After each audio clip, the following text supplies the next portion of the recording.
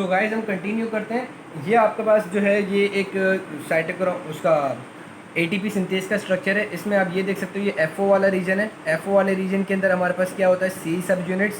इस सी सब यूनिट से हमारे पास एक गामा जो मैंने बताया था रॉड निकल रही होती है, ठीक है। तो ये सी सब यूनिट्स क्या होता है, रोटेटर होता है, ये घूमता है, साथ में अपने साथ इस रॉड को भी घुमाता है। इस रॉड के गिर्द मैंने आपको क्या बताया, हमारे पास बीटा और अल्फ़ा सब यूनिट्स होते हैं। 3 अल्फ़ा सब यूनिट्स, 3 बीटा सब यूनिट्स। मैंने क्या बताया कि भाई बीटा सब यूनिट्स जो होता है वो कैटेगरिकली इंपॉर्टेंट होता है, ठीक है। तो अगर हम देखें कैटालाइटिकली इंपॉर्टेंट जो है वो कौन सा है, बीटा सब यूनिट्स, ठीक है। तो अब हम बीटा सब यूनिट्स को देखें तो ये हमारे पास 3 बीटा सब यूनिट्स होते हैं। हमारे पास क्या होते हैं, 3 बीटा सब यूनिट्स, ठीक है।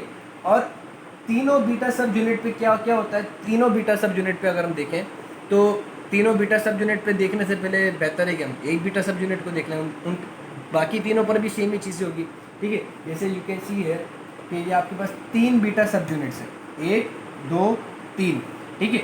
अब हर एक के अंदर क्या क्या चीज़ें हैं, एक के पास एल ग्रुप है, मतलब एल साइड है, एक के पास ओ साइड है, एक के पास क्या साइड है, टी साइड है, ठीक हो गया।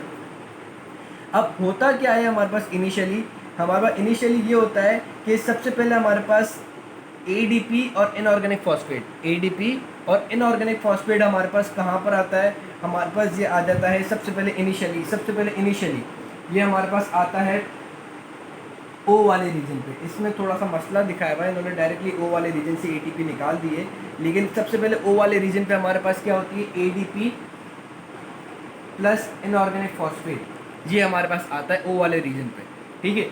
फिर जैसे ही हमारे पास रॉड घूमती है, हल्की सी घूमी, तो ये हमारे पास इसी ओ ये जो स्ट्रक्चर है ओ एल टी, ओ से अब हमारे पास ये कहाँ चले जाएगा, स्ट्रक्चर एल पे, जो कि बिल्कुल टाइटली होल्ड तो करके रखता है। ओ वाला रीजन बिल्कुल भी टाइटली होल्ड नहीं करता, अगर ये रॉड ना घूमे तो ये तो इसमें से निकल जाएंगे दोनों चीज़ें।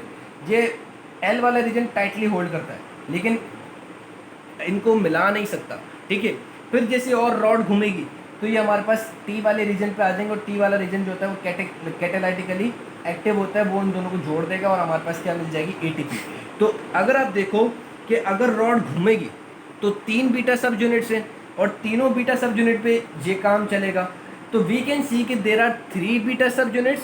तो एक रॉड की साइकिल में हमारे पास कितनी, मतलब एक रोटेशन में हमारे पास कितनी बनेंगी एटीपी, 3 एटीपी।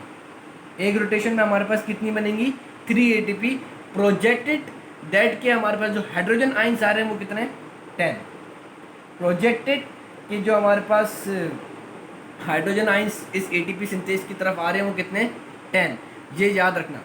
अब सवाल ये है कि यार ये जो NADH था जो हमने इनिशियली लिया था, NADH जो था जो कि हमने इनिशियली लिया, तो एक NADH जो है ये हमारे पास क्या करता है कि एक NADH अपने इलेक्ट्रॉन देगा कोएंजाइम Q को कॉम्प्लेक्स 1 के थ्रू देता है, ठीक है। अब कॉम्प्लेक्स 1 से हमारे पास कितने हाइड्रोजन आइंस एलिमिनेट होते हैं, 4, ठीक हो गया। कॉम्प्लेक्स 3 से कितने जाते हैं, 4। कॉम्प्लेक्स 2 से कितने, कॉम्प्लेक्स 4 से कितने जाते हैं, 2। तो बेसिकली एक NADH की जब पूरी ये चक्कर चल रहा होता है तो 10H पॉजिटिव आयन जो है वो पंप होते हैं, 10H पॉजिटिव आयन मैट्रिक्स से पंप होते हैं। जब एक NADH की जो है वो ऑक्सीडेशन हो रही होती है तो 10H positive ion from the matrix is pump. एक NADH जब इसने अपने इलेक्ट्रॉन्स को एंजाइम Q को दिए फ्रॉम कॉम्प्लेक्स 1, ठीक है, तो उस दौरान कितने चले गए, 4H पॉजिटिव आयन। अब जब ये को एंजाइम Q आगे देगा किस पे को हमारे पास कॉम्प्लेक्स नंबर 3 पे, तो हमारे पास कितने जाते हैं, 4H पॉजिटिव आयन मैट्रिक्स से, ठीक है। फिर जब ये हमारे पास 3 कॉम्प्लेक्स 4 कॉम्प्लेक्स को देगा तो 2H पॉजिटिव आयन बाहर जाते हैं, ठीक है। तो बेसिकली एक NADH की ऑक्सीडेशन के लिए हमारे पास मैट्रिक्स से 10H पॉजिटिव आयंस जो है वो इनर मेम्ब्रेनस स्पेस में आ जाते हैं।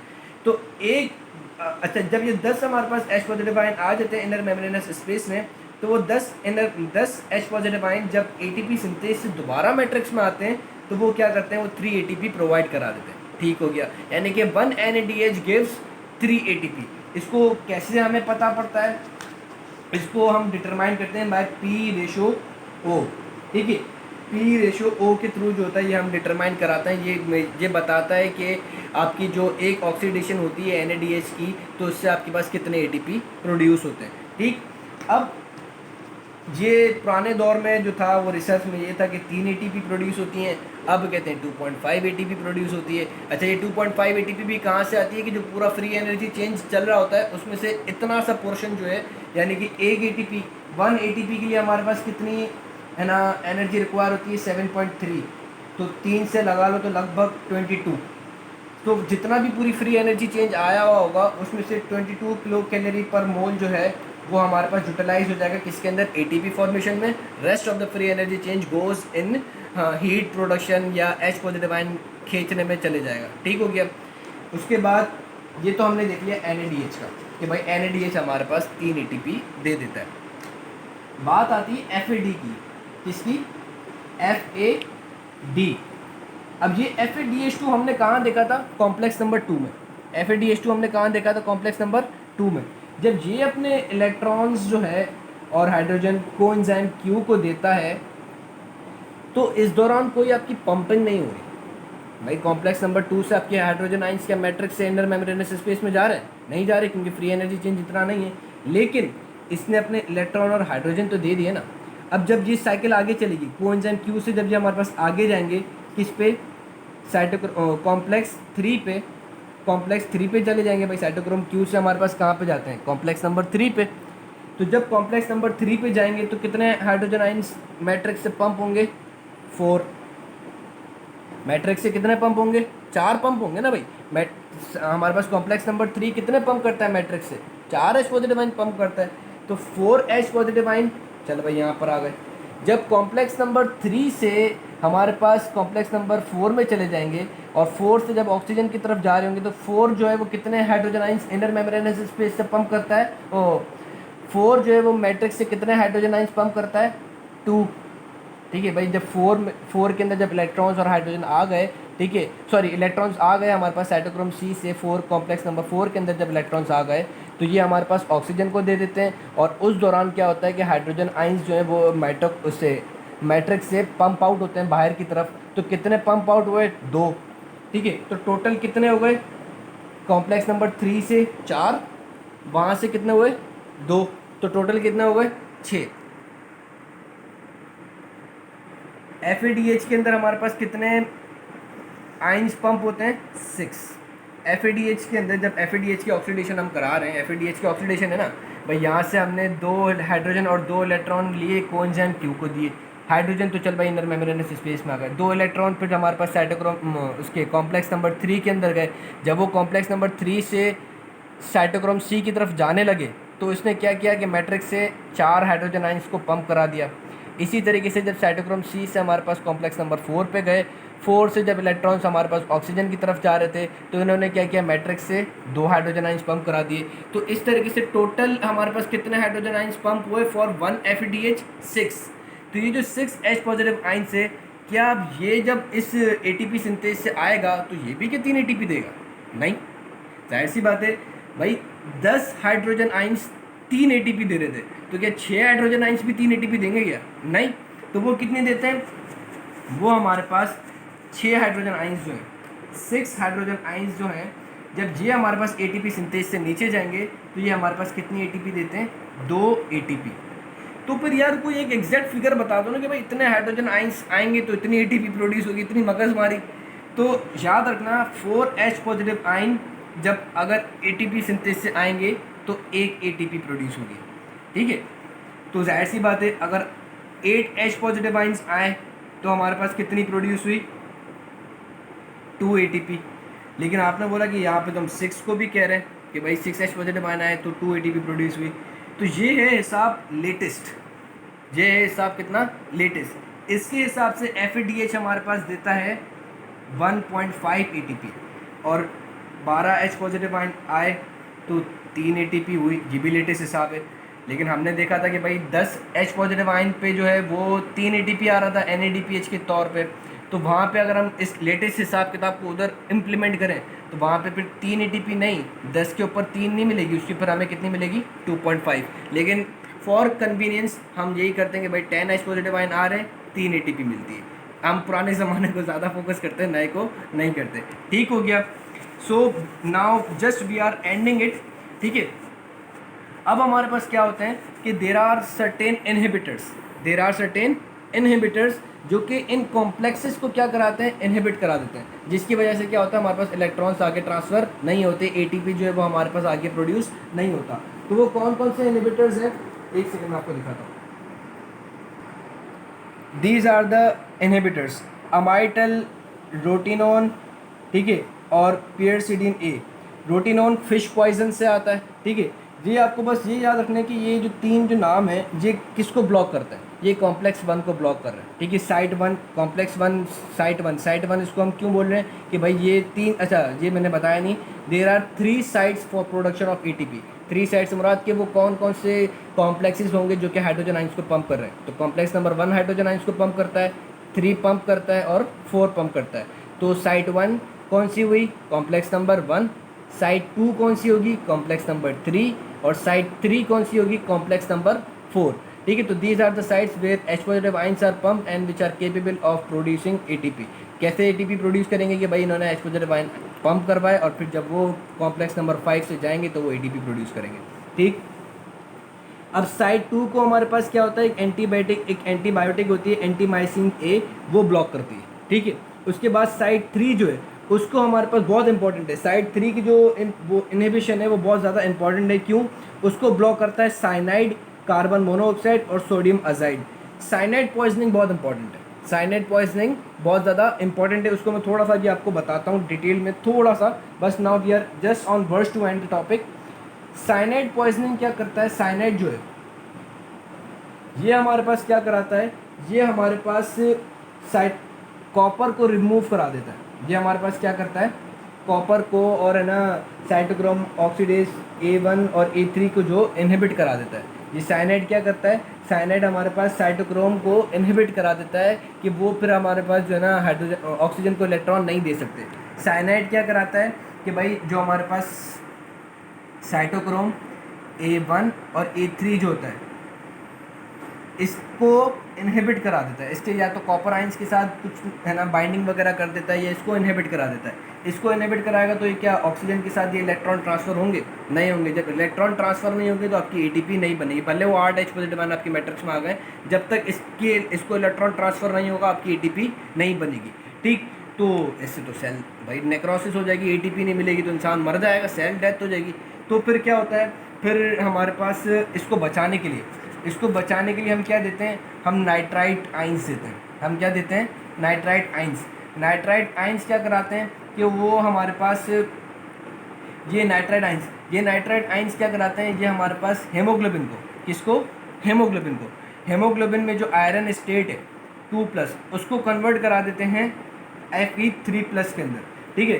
तो फिर साइनाइड बोलता है यार ये बेचारे गरीब मुर्गे हैं, इसका Fe3+ छोड़ो, अब हम जाते हैं न्यू मुर्गे की तरफ। वो कौन सा है, हेमोग्लोबिन के अंदर जो Fe3+ अब आ गया है, ठीक है। तो साइनाइड इनको लीव करके किसकी तरफ चले जाते हैं, हेमोग्लोबिन का जो आयरन है उसकी तरफ, वहाँ पे फिर उसके साथ बाइंड हो जाते हैं और फिर क्या बना देते हैं, साइनो हेमोग्लोबिन इतना ज़्यादा डेंजरस नहीं होता जितना मेट हेमोग्लोबिन है। हमने पहले रिस्क लिया, पहले हमारी बॉडी ने क्या किया, रिस्क लिया, मेट हेमोग्लोबिन बनाया। मेट हेमोग्लोबिन में क्या होता है, आयरन की कन्फिग्रेशन Fe3+ होती है, वो डेंजरस है। उसको बचाने के चक्कर में हमारे पास कौन, खुद ही साइनाइड जो कि तंग कर रहा था वो उधर आ गया, इसके साथ बाइंड हो गया। इसके साथ बाइंड हुआ तो हमारे पास क्या हुआ, साइनो हेमोग्लोबिन हो गया, साइटोक्रोम फ्री हो गया। साइटोक्रोम अपना काम करने लगेगा, एटीपी वगैरह ज़्यादा देगा और फिर ये हमारे पास साइनो हेमोग्लोबिन जो है वो दोबारा टूट के नॉर्मल हेमोग्लोबिन के अंदर बन जाती है। So this was the cyanide poisoning, ठीक है। अब ये हमने भी इनहिबिटर्स भी देख लिए। देर आर सर्टेन सब्सटेंसेस जिसको हम क्या कहते हैं, अनकपलर्स। देर आर सर्टेन सब्सटेंसेस जिनको हम क्या कहते हैं, अनकपलर्स। देर आर सर्टेन सब्सटेंसेस जिसको हम क्या कहते हैं, अनकपलर्स। अब ये अनकपलर्स किस चीज़ की, किस मर्ज की दवा है, तो याद रखना अनकपलर्स आर दो सब्सटेंसेस विच ये ऐसे सब्सटेंसेस होते हैं जो कि क्या कराते हैं कि हाइड्रोजन की जो ट्रांसफ़र है, अच्छा, these uncouplers are those proteins, those substances which allows H positive ions to pass from inner membranous space to matrix without passing through ATPase, ठीक है। यानी कि हमारे पास hydrogen ions inner membranous space से मैट्रिक्स के अंदर ट्रांसफ़र हो जाएंगे without passing to the ATP synthase, यानी कि हमारे पास क्या एटीपी नहीं मिलेगी, यस, अनकपलिंग फॉस्फोरिलेशन के अंदर हमारे पास क्या होता है कि हमारे पास एटीपी नहीं मिलती। क्यों? क्योंकि बॉडी को एक्सेस एटीपी टॉक्सिसिटी से बचाना होता है। एक्सेस बॉडी के अंदर है ना, ज़्यादा अमाउंट में अगर एटीपी वगैरह बन रही है तो हमें उससे बचाना होता है, ठीक है। तो उसके लिए हम क्या कराते हैं, उसके लिए हमारे पास देर आर सर्टेन हमारे पास अनकपलर्स होते हैं। अब ये अनकपलर्स का सिग्निफिकेंस क्या है कि भाई जैसे आपके पास है ना बहुत ज़्यादा वो आ जाता है, आपने फैट बहुत ज़्यादा खा लिया, आपने फैट बहुत ज़्यादा खा लिया, मीट बहुत ज़्यादा खा ली, तो इससे क्या होगा कि आपका कैलोरीज लेवल बढ़ जाएगा। कैलोरी लेवल क्या है, यानी कि एटीपी लेवल बढ़ेगा, ज़्यादा से ज़्यादा उनकी ऑक्सीडेशन होगी। जब ज़्यादा ऑक्सीडेशन होगी यानी कि मेटाबॉलिज्म फैटी एसिड का बहुत ज़्यादा हुआ तो टीसीए साइकिल भी ज़्यादा चलेगी, क्योंकि ज़्यादा अमाउंट में हमारे पास क्या होगी, क्रैब साइकिल होगी, तो ज़्यादा अमाउंट में हमारे पास एनएडीएच एफएडीएच सब कुछ प्रोड्यूस होंगे। टीसीएस ये इलेक्ट्रॉन ट्रांसपोर्ट चेन ज़्यादा चलेगी, ज़्यादा एटीपी प्रोड्यूस होगी, ज़्यादा कैलोरी लेवल हो जाएगा, बॉडी के अंदर कैलोरी लेवल बढ़ जाएगा, आप मोटे हो जाओगे, ओबेस हो जाओगे। तो आपको इससे बचना होता है। तो आपको क्या है कि यार हम मेटाबॉलिज्म रोक देंगे तो फैट जमा हो जाएगा, लोंधीपन बॉडी का हो जाएगा, ओबेस बंदा हो जाएगा।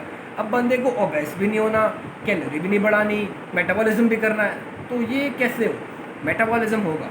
इलेक्ट्रॉन ट्रांसपोर्ट चेन में जब बारी आएगी, उन जो हमारे पास NADH2 और FADH2 बने हैं ग्लाइकोलाइसिस और उसके अंदर क्रैब साइकिल के अंदर, तो जब वो इस इलेक्ट्रॉन ट्रांसपोर्ट चेन के अंदर आ रहे होंगे, वो अपना काम क्या करते हैं, वो अपना काम इलेक्ट्रॉन्स डोनेट करना काम उनका होता है। अब क्या होता है, इलेक्ट्रॉन्स का आगे पास होना काम होता है, ठीक है। हमें क्या करना है, हमें हाइड्रोजन आइंस को ATP सिंथेस से पहले जाने से बचा लेना है, यानी कि जितने ATP सिंथेस को हाइड्रोजन आइंस की रिक्वायर होती है हमें उससे बचाना है। हम क्या कराते हैं, बीच बीच में अनकपलर्स लगा देते हैं, ठीक है। वो क्या कराएंगे, वो बाहर जो हमने अभी सपोज करो कॉम्प्लेक्स 1 से 4 H पॉजिटिव आयन निकालें तो 2 अंदर भिजवा दिए, फिर अगर कॉम्प्लेक्स 2 से 4 निकलें तो उसने इनके दरमियान में हमने एक अनकपलर लगा दिया जो कि क्या कराएगा, 6 या 8 हाइड्रोजन आइंस को अंदर बुला लेगा। यानी कि ATP बनाने के लिए जो हमें 4 H पॉजिटिव आयन रिक्वायर हैं, हम उसको वहाँ तक 4 पहुँचने नहीं देंगे। हम क्या करेंगे, सारे H पॉजिटिव आयन को अंदर बुला लेंगे, तो हमारे पास ATP बनेगी नहीं, ठीक। तो हमारा मेटाबॉलिज्म भी हो जाएगा, मोटे भी नहीं होंगे, एक्सेस कैलोरी भी नहीं होगी। लेकिन इससे एक नुकसान होगा, आपकी बॉडी हीटअप हो जाएगी। क्यों? क्योंकि जब ATP नहीं बनेगा तो आपके पास फ्री एनर्जी बहुत ज़्यादा बन जाएगी। फ्री एनर्जी यानी कि हीट आपके पास ज़्यादा बन जाएगी, आपकी बॉडी हीटअप हो जाएगी। लेकिन ये कभी कभी इंपॉर्टेंट होता है। कब इंपॉर्टेंट होता है भाई? सर्दी, जब सर्दी ज़्यादा लगती है तो हमारी बॉडी को हीटअप चाहिए होता है, तो हमारी बॉडी इस अनकपलिंग फॉस्फोरिलेशन को फॉलो करती है। इसमें होता है क्या, बेसिकली थायरोक्सिन एक हार्मोन होता है। थायरोक्सिन हमारे पास क्या होता है, T4 हार्मोन होता है, थायराइड ग्लैंड से निकलता है। ये क्या करता है, ये हमारे पास बॉडी के सेल्स जो होते हैं, एडिपोज टिश्यू वगैरह, एडिपोज भी 2 टाइप के होते हैं, ब्राउन और white. Brown adipose tissue basically काम ही ये करते हैं कि हमारे पास एक्सेस अमाउंट में जो फैट की मेटाबॉलिज्म वगैरह हो रही होती है तो उससे ATP प्रोड्यूस नहीं करवाता। ब्राउन फैट नेक वगैरह रीजन पे होता है, ठीक है। अब वो थायरोक्सिन वहाँ पे जाएगा एडिपोज टिश्यूज़ की तरफ, उनके सेल्स की तरफ जाएगा। सेल्स की तरफ जाने के बाद क्या कराएगा कि वहाँ पे माइटोकॉन्ड्रिया के अंदर जाएगा। माइटोकॉन्ड्रिया के जो DNA होता है, अच्छा माइटोकॉन्ड्रिया में अपना DNA होता है जो कि मदर से आता है। माइटोकॉन्ड्रिया के DNA को बोलेगा कि भाई तुम जो एक थर्मोजेनिन एक प्रोटीन होता है जो कि अनकपलर के तौर पे ऐड करेगा। भाई DNA को बोलेगा, माइटोकॉन्ड्रियल DNA को, कि यार इसकी जो है ना प्रोडक्शन करानी है। वो क्या कराएगा, इसकी ट्रांसक्रिप्शन करा देगा। इसकी मतलब इस जो DNA में जो इसका जीन लोकेटेड होगा जो कि ये प्रोटीन बनाता है, उस जीन की ट्रांसक्रिप्शन कराएगा। उस ट्रांसक्रिप्शन के बाद क्या होगी, हमारे पास ट्रांसलेशन के बाद हमारे पास क्या होगी, प्रोटीन सिंथेसिस हो जाएगी, ठीक है। जब प्रोटीन सिंथेसिस हो जाएगी तो ये जो प्रोटीन होगा वो हमारे पास आएगा कहाँ पे, माइटोकॉन्ड्रिया की इनर मेम्ब्रेन पे। माइटोकॉन्ड्रिया की इनर मेम्ब्रेन पे आने के बाद ये क्या कराएगा, ये हाइड्रोजन आइंस को ATP सिंथेसिस तक जाने नहीं देगा और खुद ही अनकपलिंग करा देगा, ठीक हो गया। इसी तरीके से हमारे पास क्या होता है कि there are long chain fatty acids, उनकी जब हमारे पास मेटाबॉलिज्म ज़्यादा हो जाती है तो वो भी ये क्या करती हैं कि वो हमारे पास इस अनकपलिंग सिस्टम को ज़्यादा एक्टिवेट करा देती है। लेकिन कुछ पैथोलॉजिकल भी चक्कर होता है, कुछ पैथोलॉजिकली भी अनकपलर्स होते हैं। वो कौन कौन से भाई, DNP डायनाइट्रोफॉस्फेट, ये हम पहले बॉडी के अंदर देते थे, ठीक है, जिसका कैलोरी लेवल बहुत ज़्यादा बढ़ जाता था एज अ ड्रग के तौर पे। लेकिन ये अब नुकसान हो गया। ये नुकसान क्या करता है, ये बॉडी को हाईली उस स्टेज पे ले जाता है, हाईली हाइपर सेंसिटिव स्टेज पे ले जाता है। बॉडी बहुत ज़्यादा घरमाइश, बहुत ज़्यादा हाइपोथर्मिएबल वी कैन स्टेट कह सकते हैं कि बहुत ज़्यादा गर्म हो जाती है बॉडी, ठीक है, तो वो नुकसानदेह, ज़्यादा हीट लॉस जो है वो ज़्यादा आपका नुकसानदेह। क्यों? आपकी ब्लड वेसल्स डायलेशन हो जाएंगी, आपकी जब बॉडी से हीट निकल रही होगी ब्लड वेसल्स आपकी डायलेट हो जाएंगी, जिसकी वजह से क्या होगा, आप सर्कुलेटरी शॉक में जा सकते हो, क्योंकि ब्लड जो आपका टिश्यूज़ की तरफ चले जाएगा और वेसल्स के अंदर ब्लड वॉल्यूम कम हो जाएगा, तो आप सर्कुलेटरी शॉक में चले जाओगे, तो आपकी डेथ हो सकती है, ठीक। तो ये डीएनपी क्या था, ये क्या करता है, ये हाइड्रोजन आयंस की परमेबिलिटी इनर मेम्ब्रेन के लिए इंक्रीज़ करा देता है, ठीक। उसके बाद लास्ट की बस एक चीज़ ये कि मुझे आपको दिखाने की जो कुछ वो होते हैं जो कि ड्रग्स के तौर पे देते हैं, वो ऐसा एक काम करते हैं यार, वो मुझे मिल नहीं रहा, एक सेकंड पॉज करते हैं। लास्ट जो अनकपलर है वो है, हम एक दवाई देते हैं एंटीबायोटिक, जिसको हम कहते हैं ओलिगोमाइसिन।